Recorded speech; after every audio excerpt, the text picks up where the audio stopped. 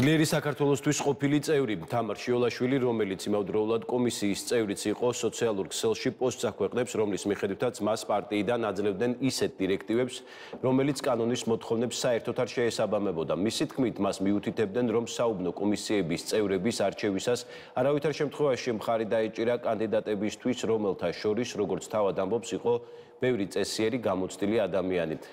მიზნად დაესახა დაწერილიყო საჩივრების მაქსიმალური რაოდენობა ყველა საკითხზე, მიუხედავად საფუძვლების არსებობისა ხელი არ მოეწერა ოქმზე.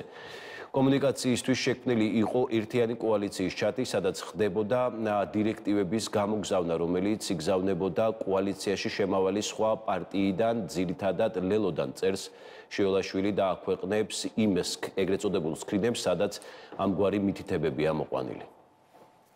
ამ არჩევნებზე გაჩნდა უდიდესი პოლიტიკური ველი და ეს არის შუა ველი. არა ოცნება, არა ნაციონალური მოძრაობა და ჩვენ ვართ ზუსტად იმდენივე, რაც არის აქედან ნაციონალური მოძრაობის ფლანგი.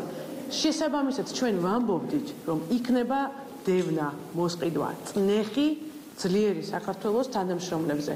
ჩვენ მქონდა დაახლოებით 10,000 ადამიანი ყავდა გუნდში და ბუნებრივია, რომ აქამდეც იყო შემთხვევები და იქნებოდა შემთხვევები, რომ ვიღაცა წნეხის ქვეშ გადმოვიდოდა ჩვენ საწინააღმდეგოდ. ლელო არის უმნიშვნელოვანესი აქტორი საქართველოს მიერ ევროინტეგრაციის გზაზე და დემოკრატიის გზაზე შედგომის.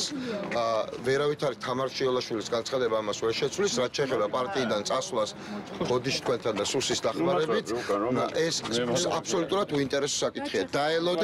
დაელოდეთ ხალხის ზეწოლის შედეგად ქართული ოცნების დაცლას მისი წევრებისგან, მათ შორის ისეთებისგან, რომელიც გაგიკვირდებათ. სადაც არ უნდა იყო და რა პოლიტიკური მრწამსისაც არ უნდა იყო, არ შეიძლება რომ ასეთ უსამართლობაზე ხელი მოაწერო. ეხლა, როდესაც ელექტრონული არჩევნებია და ოპოზიციიდან ხარ კომისიის წევრი და ელექტრონულად ამოვა ის რაოდენობა და მე რო გადათვლი და ამ რაოდენობას დაემთხვევა, ხელით დათვლით რაოდენობა და არის ერთი და იგივე, ხელი რატო არ უნდა მოაწერო კომისიას? კომისიის ოქმს. ხო, ბუნებრივია, აი ესეთი რამ ვერ აიტანა ამ ადამიანმა და ამხილა ეს ხალხი ზუსტად ამ სცენარში, ასაც ჩვენ ვამბობდით. არჩევნების დისკრედიტაციაც არის ის ერთ-ერთი მიზანი, რასაც ემსახურებოდა არჩევნებამდე მათი ქმედებები და რასაც ემსახურება არჩევნების პროცესში თუ არჩევნების შემდეგ უკვე მათი ქმედებები და განცხადებები. ეს ყველაფერი კიდევ ერთხელ არის ერთი დიდი სურათის ნაწილი, რომ მათ როგორმე მიაღწიონ იმ მომენტს, რომ ყოველგვარი კანონის და კონსტიტუციის და დემოკრატიული პროცესის გარეშე ჩაიგდონ ხელისუფლება ხელში.